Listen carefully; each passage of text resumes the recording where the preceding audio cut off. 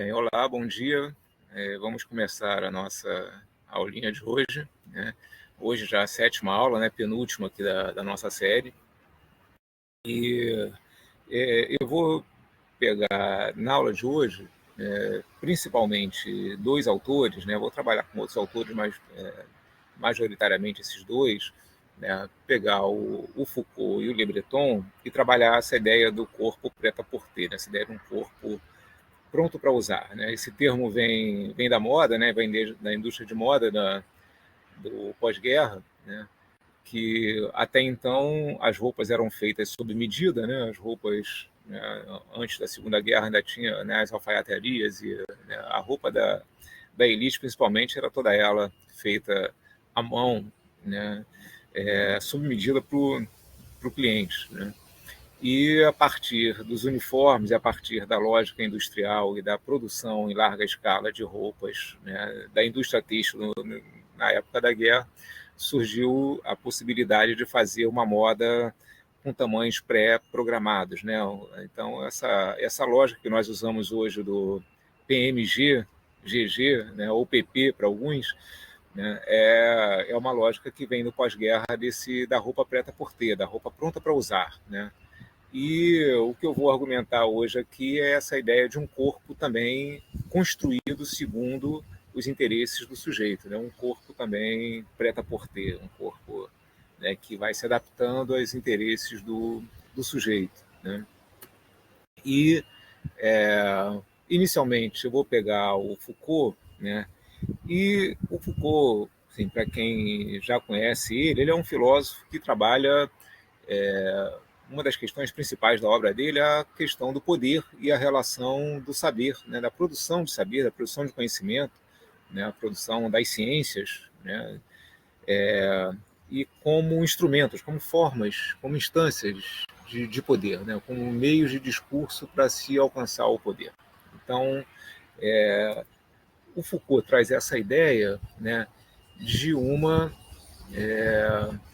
de um corpo totalmente atrelado, né, de um corpo totalmente vinculado a mecanismos de controle, né, que modelam o corpo, controlam, né, que fazem com que o sujeito se adapte a uma determinada lógica, né, a dispositivos de controle que são produzidos nas diferentes sociedades, né?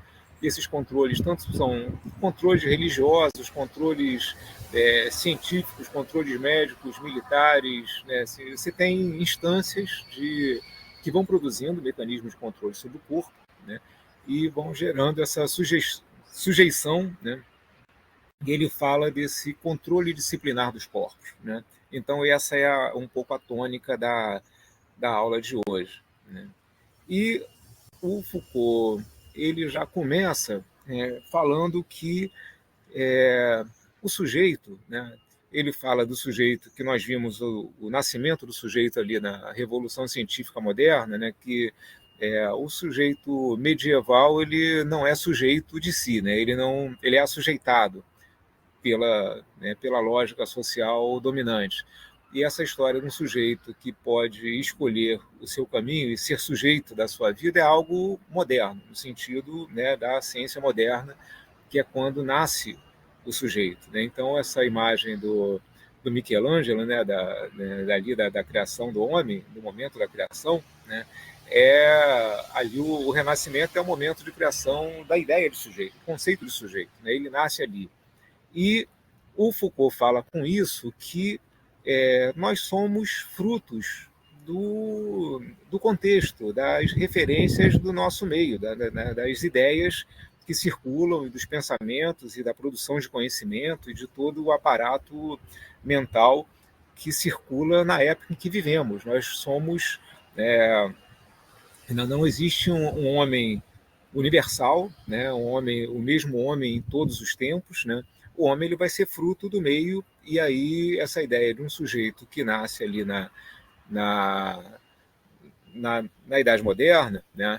Ele vai ser ele sai de uma sujeição da religião, entra numa sujeição da ciência, num discurso científico, né? E cada vez mais ele se encaixa nos discursos do mercado hoje. Hoje o mercado, o consumo, em sintonia com alguns discursos científicos, eles também modelam o sujeito, também modelam o pensamento. Então, segundo Foucault, há uma lógica de controle social, né, que tenta se aproximar de um controle individual dos corpos desde o século XVI e XVII. O capitalismo precisa de uma lógica de controle do corpo, né? E aí, se nós pensarmos essa transição, né, do começo dos Estados nacionais, da formação dos Estados nacionais, do começo do capitalismo,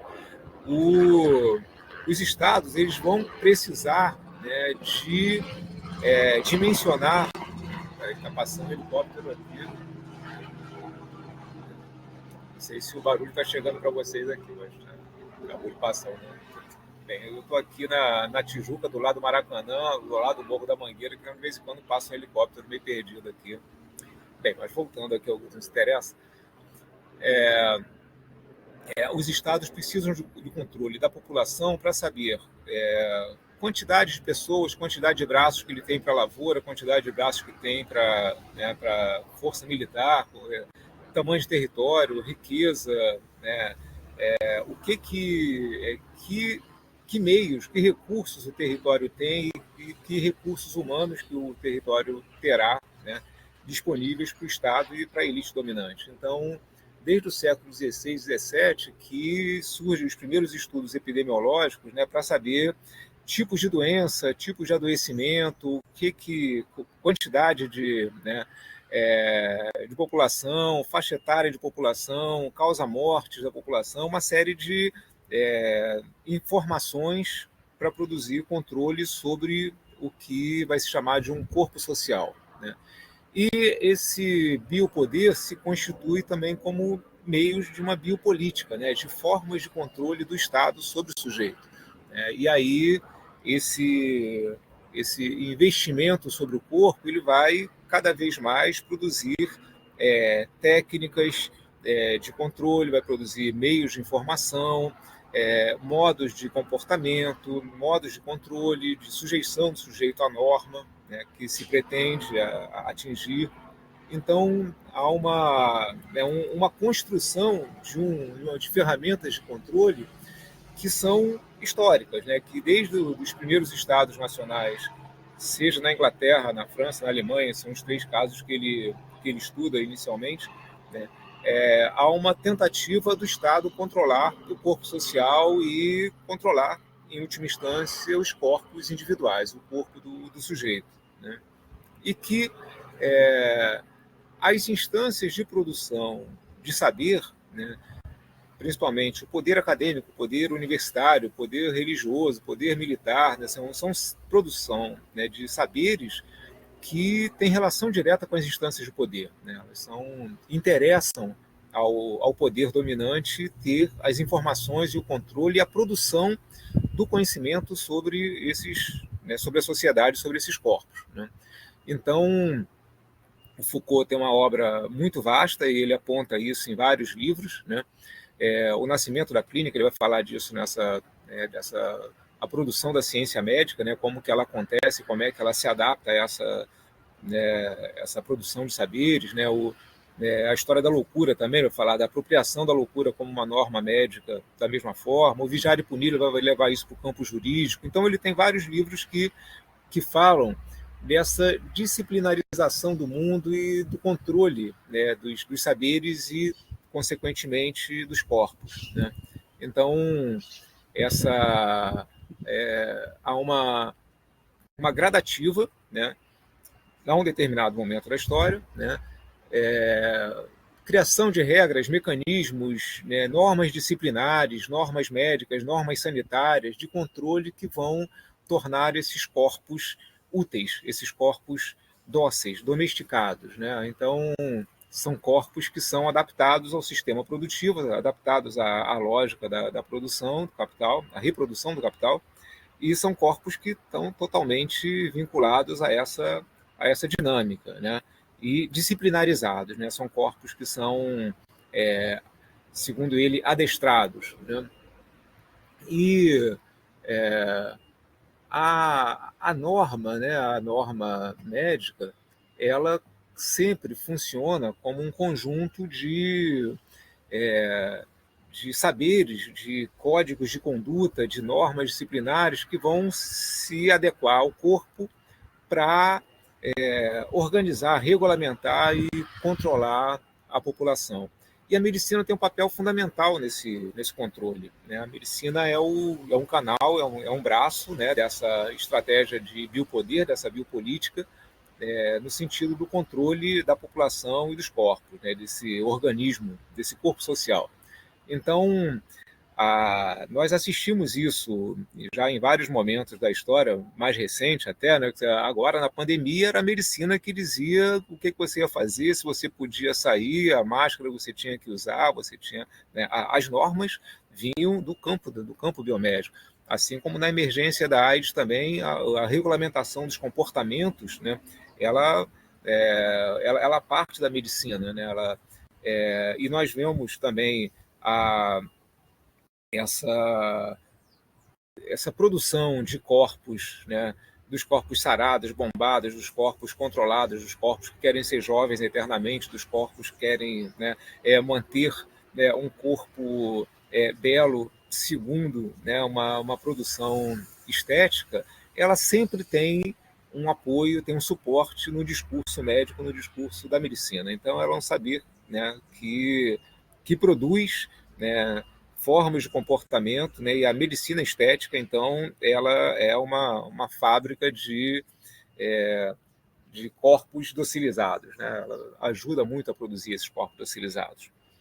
E o Foucault, ele, no livro dele, do Vigiar e Punir, ele traz essa ideia do panóptico, né, que é essa imagem à esquerda de cima, né?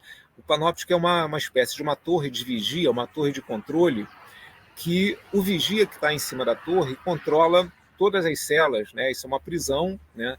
Uma torre, um vigia e todas as celas estão sendo vigiadas simultaneamente. E, segundo ele, a grande sacada do panóptico é que o vigia ele pode ver todos ao mesmo tempo e todos se sentem vigiados ao mesmo tempo. Chega algum momento em que você não depende, não precisa mais do vigia, porque todos já assimilaram a vigilância interna e todos já se autocondicionam em função dessa suposta vigilância que está acontecendo a partir da torre, né? E, fazendo uma analogia do panóptico com as redes sociais, né, nós temos hoje um conjunto de controles sobre o corpo, né, sobre o sujeito, sobre as nossas vidas, aonde nós somos vigiados pelas redes, pelas grandes corporações, pelo algoritmo o tempo todo, né? Ontem, até na Folha de São Paulo, o Rui Castro, um jornalista daqui do Rio, ele fez uma crônica falando que o Google sabe mais de você do que a sua mãe, né? E aí ele falou, não, saber mais do que a nossa vida, do que a nossa mãe é fácil, né? Porque todo mundo sempre fez alguma bobagem que a mãe não sabia, mas levando isso ao pé da letra, hoje o Google sabe de coisas, né, dos seus gostos, do que qualquer site que você abre, qualquer compra que você faça, qualquer por onde você navega, por onde você circula, por onde você anda, literalmente, né? O Google, aquela contagem do tempo do Google, ela lembra de viagens que você fez há 5 anos atrás ou há muito tempo atrás, que você nem lembrava de lugares que você foi, e está lá tudo inscrito com a data, com a quantidade de horas, com a quantidade de horas que você fica em cada lugar. Você tem um controle total e absoluto, né, das nossas vidas, né? E esse controle operado pelos celulares e operado muitas vezes, né, na maioria das vezes, pelo próprio sujeito que voluntariamente fornece as informações. Então, o mecanismo de controle que antes era do Estado olhando para o sujeito, agora são os próprios sujeitos produzindo informações sobre si e fornecendo essas informações para o poder econômico, né? E os mecanismos, né? Se entrarmos no universo fitness, os mecanismos de controle do corpo são absurdos, né? Você tem, né, equipamentos que te rastreiam tudo, né? Quantidade de batimento cardíaco, hora de sono, quanto você bebe de água, quanto você deve dormir, quanto você caminhou por dia, quanto você correu, quanto você nadou, quanto você, né? Não sei se ele conta quantos livros você leu, se você escreveu, né, mais 10 páginas para né, para sua dissertação ou tese, se você leu o artigo que o orientador mandou, mas não sei se tem algum relógio que contabilize isso, eu vou procurar, inclusive. Mas você tem um controle absurdo do corpo do sujeito, e esse controle ele está no seu relógio, está no seu pulso, está no seu celular, consequentemente ele está nas grandes corporações, e isso é uma informação que circula, é uma circulação possível de ser vendida no mercado, né? Então, é um controle absurdo do sujeito, né? dos sujeitos. Então, o corpo humano ele está presente, né, no mercado, né, como consumidor e como fornecedor de força de trabalho, e como fornecedor de informações, né? Então, os nossos corpos estão sendo vigiados o tempo todo, né? Então, não há... Assim, o biopoder e a biopolítica, eles não acabaram, eles não se extinguiram. Os meios mudaram, a estratégia mudou, a tecnologia mudou, mas há um controle sobre o corpo, continua havendo um controle, né, do poder econômico sobre o corpo por outros meios, né? Então, é uma outra lógica de pensamento, mas que mantém o controle, né? E aqui, já mudando um pouco o rumo da prosa, né, eu vou falar um pouco do Le Breton, né, o David Le Breton, que é um antropólogo belga, que ele fala dessa construção do corpo, onde, segundo ele, né, no livro Adeus ao Corpo, ele fala que o corpo que o sujeito nasce, o corpo biológico, ele já não satisfaz, né, a algumas pessoas, e esse corpo pode ser modificado, transformado, de acordo com o desejo do sujeito, de acordo com o interesse, com a inserção do sujeito em diferentes tribos na cultura. Então, é um corpo que vai ser editado, ele vai ser construído, né? O que é um pouco o corpo prêt-à-porter que eu me referi no comecinho da aula. Então, essa ideia de que o sujeito, mudando o corpo, ele muda a relação dele com a vida social. É como se fosse uma liberdade total e absoluta, né, sobre do sujeito, né, no plano individual. Eu escolho o que eu quero fazer com o meu corpo, e isso é uma afirmação da minha individualidade. Só que quando você tem milhões de pessoas fazendo as mesmas afirmações na mesma direção, você já não tem lá uma afirmação totalmente individual. Você tem uma outra coisa que é da ordem do social. E se nós olharmos hoje, né, as tatuagens, os cabelos, os adornos, né, a construção do corpo no mundo fitness, por exemplo, isso já não é apenas uma opção individual. Faz parte do jogo social. Então, o Le Breton vai falar justamente dessa fronteira entre o que é da ordem do individual e o que é da ordem do social, modelando o corpo do sujeito, né? E isso não é novo, isso não é recente, né? Se nós pegarmos, né, isso aqui são imagens do livro do Humberto Eco, da História da Beleza, né, e ele fala que desde o começo do século XX há uma adaptação do corpo, principalmente do corpo feminino, pelas revistas no passado, né, no começo do século XX, uma adaptação do corpo às regras sociais, às regras de etiqueta. Então, as mulheres que entram no mercado de trabalho, do entre guerras ou da pós-segunda guerra, elas começam a ter que se adaptar às regras, às normas, né, urbanas, né, às normas de civilidade, ou de um corpo já domesticado, de um corpo magro, de um corpo informado, né, pela ginástica, por uma série de artefatos, de técnicas corporais e de interesses que fazem com que o corpo vai sendo ajustado ao que se espera dele, né? E se no começo do século XX a revista é o canal para fazer essa transformação, né, em meados do século XX, anos 50, 60, o cinema é que vai dar o modelo de referência para os corpos. Se antes a pessoa via na revista o que ela queria ser, nos anos 50, 60, 70, já vai ser o cinema que vai dar essa referência. Assim como é o Instagram que dá essa referência hoje, né? Dos corpos, dos gestos, das danças, das roupas, dos cabelos, da construção do corpo de uma maneira geral.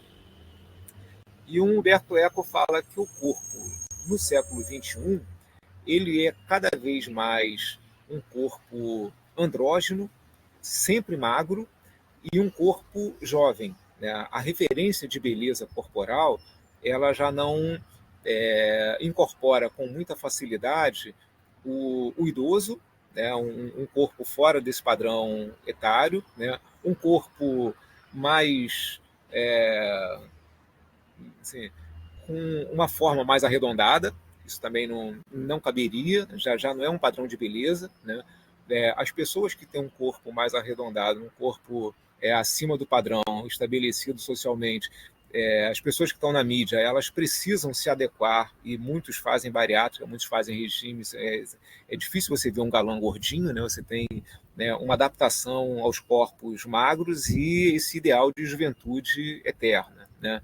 Então, o Le Breton fala desse corpo acessório, né, de um corpo que ele obedece à demanda do sujeito, né, a demanda que o sujeito quer imprimir para o seu próprio corpo. E aí ele pode ter a cor do cabelo que quiser, a cor dos olhos que quiser, pode, né, aumentar, né, bochechas, pálpebras, né, tirar marcas de expressão, ele pode ressignificar o corpo e fazer, né, do seu corpo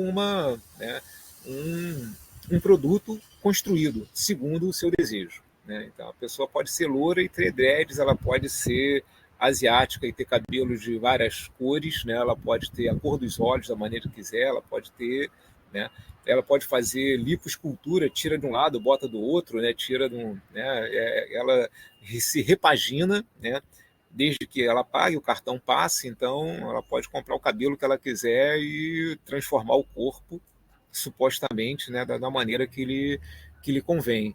E essa ideia de que ao transformar o corpo, ela está transformando a própria identidade e está transformando, né, a vida, o modo de inserção dela no mundo. Então, essa é uma marca do nosso tempo, segundo Le Breton, né? Esse corpo que já não se adapta ao corpo biológico de nascimento e o sujeito se constrói, se constitui de acordo com a demanda, né, com a demanda que ele quer imprimir para o seu corpo, né, para o seu próprio corpo. Então, e isso com transformações hormonais, com transformações cirúrgicas, com transformações por meio de cirurgias plásticas, né? E nesse universo, a insatisfação corporal também ela né, muito alta, né? Num mundo onde os sujeitos constroem seus corpos e a magreza é o padrão oficial de beleza, né, muitas pessoas se embarcam numa angústia sem fim, né, numa dismorfia, numa dismorfofobia, né, numa fobia do próprio corpo, né, numa não aceitação do corpo que ela tem, porque supostamente ele não estaria dentro do padrão desejado, esperado e determinado socialmente. E essa ideia, né, de que mudando o corpo você muda a sua vida, né, a cirurgia plástica aparece como uma solução, a cirurgia bariátrica também aparece como uma solução, quer dizer, é sempre algo externo ao sujeito que vai, né, solucionar o problema e adequá-lo ao padrão estético dominante. E agora, né, mais recentemente, os medicamentos, né, os fármacos que prometem o emagrecimento e no mundo de excessos, você tem um sujeito ali que tem um recurso externo para controlar a própria vida e colocar o corpo de acordo com a sua demanda, com o seu interesse, né? Então, assim, há uma questão que é essa construção do corpo, né, e a maneira como o corpo, em diferentes culturas, ele moldado, ele é modelado, ele desenhado, pintado, marcado, né? Em várias culturas ancestrais nós temos marcas corporais, né? Isso não é uma novidade no gênero humano. Nós temos ao redor do planeta nós temos vários grupos que, né, expressam as marcas corporais no corpo, né? Essa imagem aqui é no livro do Levi-Strauss, aqui no Brasil, quando ele encontra os Cadivel e os Bororo, que têm marcas faciais, têm marcas corporais, que são adotadas também, né, pelas tribos urbanas, né? Então, o adorno do corpo, né, ele ele traduz a inserção do sujeito na tribo aonde ele está inscrito. Então você tem um sujeito aqui que, né, constrói o corpo de acordo com seu interesse, seu desejo, a sua demanda, né? E isso aqui, né, eu imagino que vocês conheçam, é um modelo, é um cara, isso não é uma tatuagem provisória, isso é permanente, isso é o cara, né? O cara, ele é essa figura, ele teve aqui recentemente, há pouco tempo atrás, né? São Paulo Fashion Week, ele teve, né, ele é um modelo conhecido e esse é o corpo construído dessa pessoa, né, que se coloca no mundo a partir dessa lógica, né?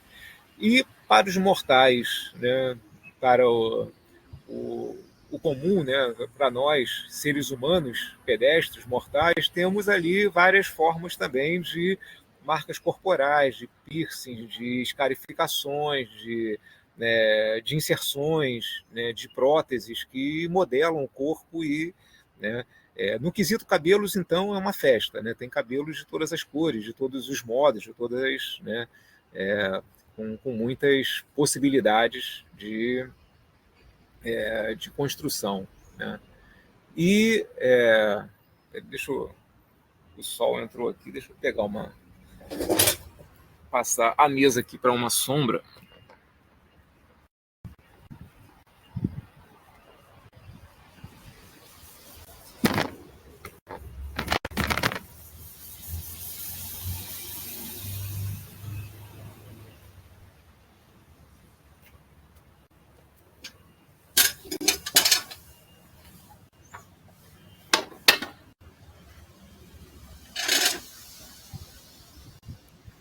Que só estava batendo na tela, não estava conseguindo enxergar aqui. Então, eu estava falando dessa possibilidade de uma construção corporal, né, onde o sujeito, insatisfeito com o seu próprio corpo, né, ele vai construir o corpo que lhe convém, né, com as marcas que lhe convém. E não só a roupa, né, que é uma forma de construir a identidade, as marcas corporais, como tatuagens, piercings, escarificações, mas também a própria construção do corpo, né, pelo fisiculturismo, pelo universo fitness, né, pelo universo, né, dessa produção de um corpo construído artificialmente, né, que é um corpo que, para se chegar nessa constituição física, é preciso uma disciplina absurda em termos de exercícios, de práticas diárias, de alimentação e de consumo de esteroides anabolizantes em consumo de fármacos, né? Então, não é um corpo qualquer, né? É um corpo, uma alimentação, uma comensalidade totalmente voltada para essa construção corpórea do sujeito. E isso se dá, né, para meninos e meninas, né, para os diferentes sujeitos, né? Então, uma demanda de um corpo construído, né, que, ao mesmo tempo, ela atende à demanda individual do sujeito, um corpo, né, é a escolha pessoal, individual, mas, ao mesmo tempo, é uma regra, é uma norma social, ao mesmo tempo, é um corpo construído socialmente, né? É um sujeito se adequando também à moda, à demanda ou à construção que impera na sociedade onde o sujeito se inscreve, né? E ele fala que se o homem só existe por meio das formas corporais que colocam no mundo, qualquer modificação de sua forma determina uma definição de sua humanidade. Então, são corpos que são construídos, né? Já não são corpos, né? E cada vez mais com a ilusão de hibridização do corpo biológico com as máquinas e com os fármacos, né? Tem né, uma construção aí de algo que está, de um corpo que está em processo de mutação, né? E essa ideia de que tudo está inscrito no corpo, né? Que o corpo é uma espécie de encruzilhada aonde se encontram, né, o corpo biológico, o corpo da cultura, o desejo do sujeito, né? Se nós somos biopsicossociais, né, a medicina, né, a tecnologia, ela muda o corpo biológico, né, as redes sociais te jogam no mundo, né, você modela a imagem de acordo com a sua conveniência, né, e a estrutura psíquica também acompanha o ritmo. Você tem um corpo que vai sendo construído nessa lógica, né? E se pensarmos um sujeito que constrói o corpo no mundo social, né? E pegando aqui essa ideia que é do Marcel Mauss, né, das técnicas do corpo, que tudo está inscrito no corpo, né, as maneiras de falar, de andar, de pular, de saltar, dançar, sentar, ficar de pé, dormir, tudo é aprendido, né, na vida social. Uma criança ela vai internalizando os códigos, os padrões de beleza, os modos de funcionamento, né, todos nós, né, vamos sendo socializados ao longo da vida e vamos aprendendo esses códigos externos e inscrevendo esses corpos nos nossos, né, escrevendo esses códigos nos nossos corpos, né? Então, essas técnicas corporais, no contemporâneo, elas estão totalmente dentro dessa lógica, né, de um corpo instruído nesse cenário, né? E aí, coloca que se o corpo principal é a ligação do sujeito e o mundo, ele também traduz diálogo, natureza e cultura, né? Quer dizer, o corpo é um corpo individual, biológico, mas que traduz, né? Que ele é a exata medida do que a sociedade demanda, né? E esse corpo, por exemplo, né, dessa é uma nutricionista, né, a Gabriela, aqui é o corpo dela durante a gravidez, é um corpo totalmente definido, né, como diz a galera, desenhado, riscado, né, bombado, malhado, um corpo, né, totalmente trabalhado, mesmo no período da gravidez. Então é um corpo que obedece a essa lógica, né, que é possível ver, né, de um lado tem a demanda da pessoa, né, e de um lado você tem uma sociedade modelando o corpo dessa pessoa. Você tem essa encruzilhada, né, essa junção. E aqui é o corpo dela, pouco tempo depois da gravidez, já é um corpo que é totalmente remodelado, né, um corpo totalmente trabalhado, né, assim, isso é um parâmetro, isso é vira uma espécie de um sarrafo, né? Um padrão de beleza que, se ela conseguiu, porque outras mulheres também não conseguem ter um corpo perfeito, um corpo, né, belo, segundo esse padrão, né, segundo essa lógica, segundo essa tribo, né? É bom lembrar que a beleza, né, ela tem um dado de uma beleza social, né, do grupo social. Então, grupos sociais, né, se nós pegarmos esses corpos, né, aqui, né, são corpos que são considerados belos dentro do seu grupo, dentro da sua tribo urbana, né? Não sei se podemos chamar isso de uma beleza universal. Eu não sei se em todos os lugares que esse cara ou essas pessoas chegarem, eles serão considerados corpos extremamente bonitos, corpos belos. Não é uma beleza universal, é uma beleza que tem a ver com o grupo com o qual a pessoa está ali se relacionando, para quem ela está construindo esse corpo, né? Então, o tempo todo você tem essa demanda de um corpo construído segundo esse diálogo, né, do sujeito com a cultura onde ele está imerso, onde ele está inscrito. Então, a gente pode pensar o corpo como uma arena, né, onde acontece esses discursos, conflitos simbólicos, onde a sociedade e o sujeito dialogam e o sujeito se constrói no diálogo, na conversa com a sociedade, né? Ele é o instrumento do sujeito no mundo, né? Então, é um corpo que está sendo construído ali. Sendo que, aí, segundo o Bauman, né, é um sociólogo polonês, né, que ele vai falar que no mundo do consumo, né, o consumo exerce um papel fundamental na construção das identidades e dos corpos. Então, segundo ele, as pessoas são estimuladas a promover uma mercadoria atraente, desejável, que, na verdade, são elas mesmas, né? Assim, no mundo de objetos de consumo, o corpo se transforma também num objeto a ser consumido, né? E aí essa lógica, né, leva a uma construção identitária do próprio corpo, né, via consumo, né? Vocês estão me ouvindo? Estão me ouvindo bem? Que para mim parece que o sinal deu uma caída aqui. Não, Não tá sei se certinho, tá ótimo. tá legal. Tá bom, Tá é que ótimo. né, entrou uma mensagem aqui de que o sinal estava oscilando. Pelo menos Bem, para mas mim a aqui tá ideia, perfeito. tá, mas é essa ideia, né, de uma vida para consumo, né, do Bauman, do corpo transformado em mercadoria. Né? No mundo de mercadorias compráveis e descartáveis, né, o corpo também é construído segundo a mercadoria para ficar na gôndola do mercado social, o cara se coloca no mercado e segundo o seu parâmetro, segundo o seu sarrafo, segundo o seu interesse, né? Então, essa ideia se o corpo é mercadoria, o sujeito se constrói como mercadoria no mercado, né, profissional, sexual, social. Então, o corpo precisa ser construído segundo as regras vigentes do mercado também, né? E aí o sujeito é o próprio marqueteiro de si mesmo, né? Ele constrói o corpo de acordo com as demandas, né? E com as modas, né? O modismo também tem aí um lugar, né, nessa construção corpórea, né?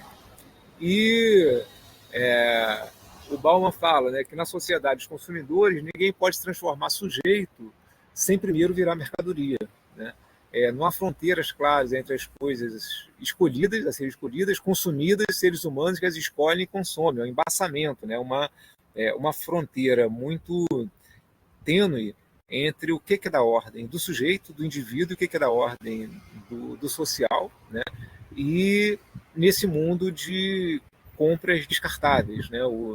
Que você, seja pelo Tinder, seja por outros mecanismos pelo próprio Instagram, né? Você se coloca como uma mercadoria disponível para o cliente, para o consumidor, né? Quem vai querer, né? Então, é uma lógica que leva a uma construção num corpo totalmente voltado para esse desejo, né, do outro, né? Então, ele fala que uma sociedade de consumidores tornar sua mercadoria desejável é a matéria de que são feitos os sonhos de contos e fadas, né? E a construção da identidade, a expressão supostamente pública do self, na verdade é um simulacro, uma representação.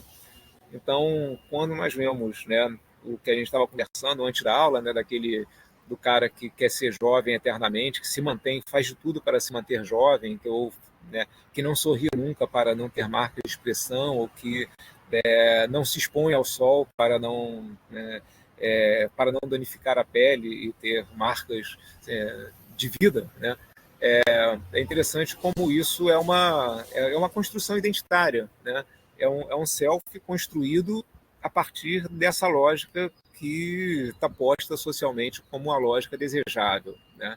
Então, ao invés da frase do Descartes do penso logo existe, é o apareço logo existe. Então, o comprar é uma forma de aparecer, né? O consumo, né? E a visibilidade, né? O se mostrar também é uma forma de, de construção dessa identidade, desse corpo, desse self, né? Essa imagem aqui é de uma profissional de saúde que ela foi muito criticada nas redes porque ela fez uma foto com uma idosa que estava em uma condição de saúde muito, muito ruim e a pessoa faz uma selfie, né? Assim, muita falta de noção, mas assim, a lógica é a lógica da visibilidade, né? Da necessidade de aparecer, de mostrar para o mundo e de consumir, né? De gerar likes e gerar, né? É uma lógica predominante. Então, o mundo do consumo traz isso, né? Assim, o sonho do consumo de muita gente é essa, né? É um mundo onde pode se consumir tudo que se vem entender na medida em que o cartão puder pagar, né? E o valor, né, tá nessa felicidade do consumo, né? Assim, pensar a construção do corpo hoje significa pensar o lugar do consumo e da construção da imagem da identidade nas redes sociais via consumo também. Eles estão interligados, né? O Bauman fala que na sociedade de consumidores talvez seja a única na história humana a prometer felicidade na vida terrena, aqui e agora, né? Se a felicidade antes, no começo das nossas aulas, nós vimos que era determinada pelos deuses, e se depois ela vai ser determinada pelo além, pela religião, na vida após a morte, a felicidade agora ela é instantânea, né? Ela está no aqui e agora do consumo. Né? Basta ir ao shopping, desde que o cartão permita, né? Você conquista a sua felicidade ali. Só que essa felicidade, às vezes, ela deixa de fazer sentido, né? Eu achei muito legal essa matéria que saiu na época da pandemia, dessa empresária, dessa advogada, que ela tinha 500 pares de sapatos, né? E veio a pandemia, ela não tinha onde usar na quarentena, né? E eu não sei se você tiver essa maravilhosa experiência de usar sapatos e tênis depois da quarentena, né? Muitos ressecaram e foram para o espaço, né? Eu já tive tênis que eu fui dar aula um dia com um tênis que estava parado aqui na época da quarentena, eu fui com tênis e quase voltei sem porque ele abriu a sola, né? Foi patético, foi ridículo, mas foi real. Muita gente, aconteceu isso com muita gente, né? Eu imagino que os 500 sapatos dela, né, muitos foram para o espaço também, né, nesse período de quarentena. E aí a pergunta é, qual o sentido que tem a pessoa ter 500 sapatos se ela tem 2 pés, né? E assim, a lógica do consumo, né, é isso, né? Porque não são só os sapatos, são os sapatos, as bolsas que combinam com os sapatos, os acessórios que combinam com o sapato, com a bolsa, e tem que ter uma roupa também para combinar com tudo isso. Então, né, a vida gira em torno dessa construção identitária desse self via consumo, né? É uma outra marca do nosso tempo, né? E essa construção estética, da vida, né? E até dos parâmetros de saúde atrelados à condição estética, à medicina estética. Então, a magreza vira sinônimo de saúde dentro dessa lógica, né? É uma lógica onde o que importa é, se você é jovem e magro, você está bem na foto, né? Isso é o que importa, né? Dentro dessa lógica, né? E aí você tem a boa forma, né? É interessante que a matéria que eu mandei para vocês desse cara que não envelhece é numa revista também, num portal chamado Boa Forma, né? Me chamou a atenção o nome do portal também. Que se isso é a boa forma, a má forma é o que não se encaixa nisso, né? Se você não está jovem, magro, né, e feliz, você está mal na foto. E para os rapazes que estão aqui presentes também, lembrem-se que o inimigo número 1 da boa forma é a barriga. Então, né, nós tivemos um trabalho de um aluno nosso ali no Néctar também, do Roberto, que ele fez um trabalho sobre essa construção do imaginário da masculinidade a partir do corpo chapado, né, da barriga, tanquinho, né, e é o oposto, né, do sujeito que não está dentro dessa lógica, né? E aí a lipofobia também é uma questão, né? O sol voltou a bater aqui. O sol está andando e me expulsando do lugar.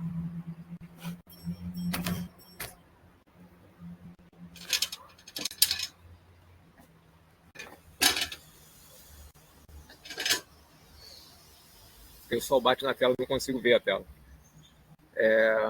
E aí tem uma gordofobia, uma lipofobia também que gera preconceito, estigmatização, moralização da gordura, desvalorização do sujeito, né?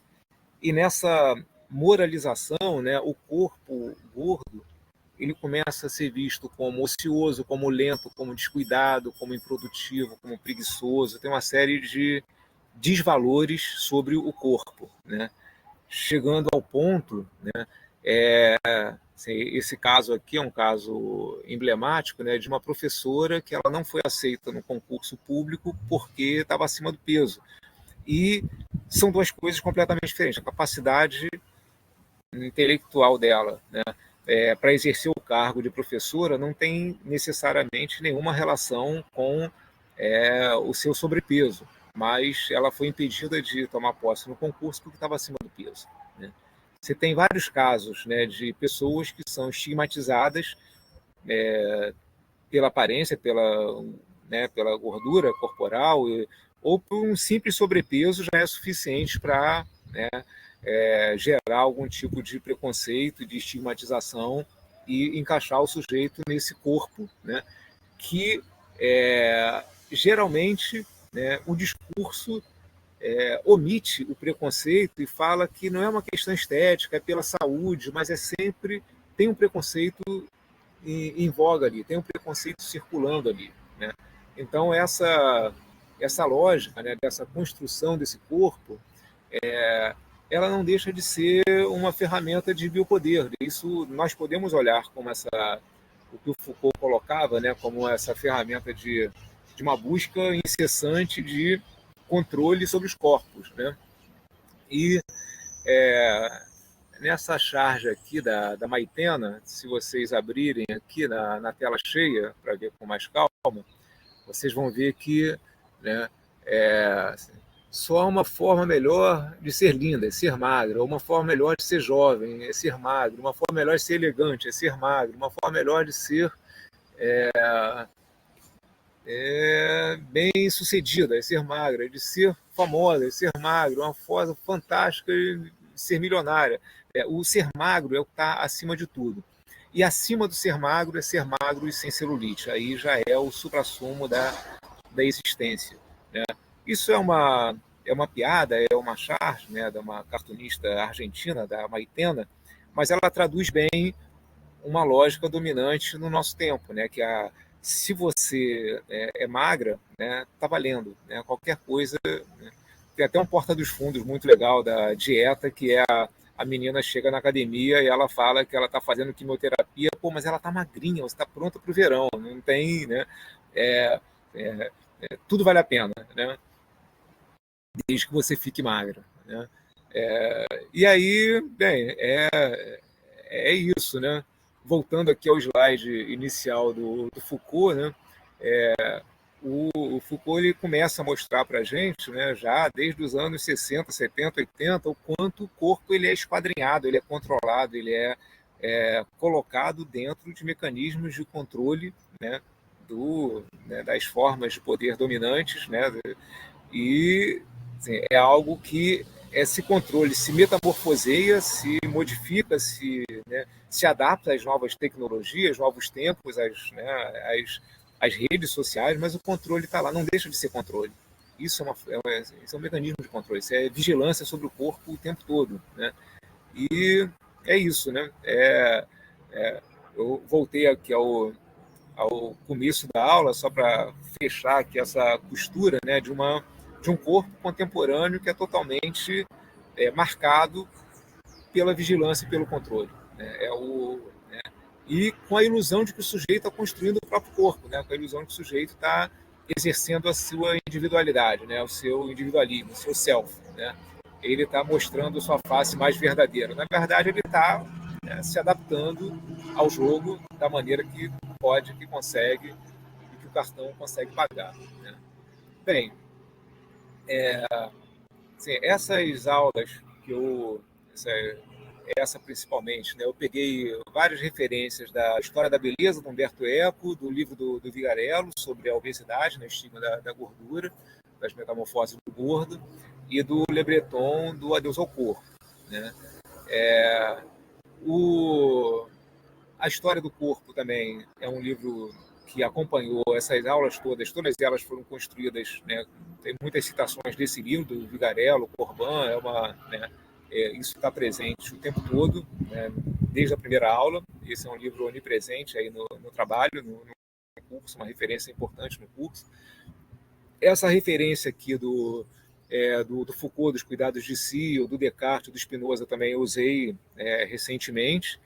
E hoje essa Vida para Consumo do Bauman, e tem um livro nosso no Néctar que fala sobre corpo e consumo nas cidades, né? Eu vou mandar para vocês, e se eu tenho PDF eu mando para vocês daqui a pouco, mando depois da aula, né? E por hoje é isso, né? Vou fechar aqui, já batemos aqui o nosso tempo regulamentar, né, dos 50 minutos. Vou fechar aqui a gravação.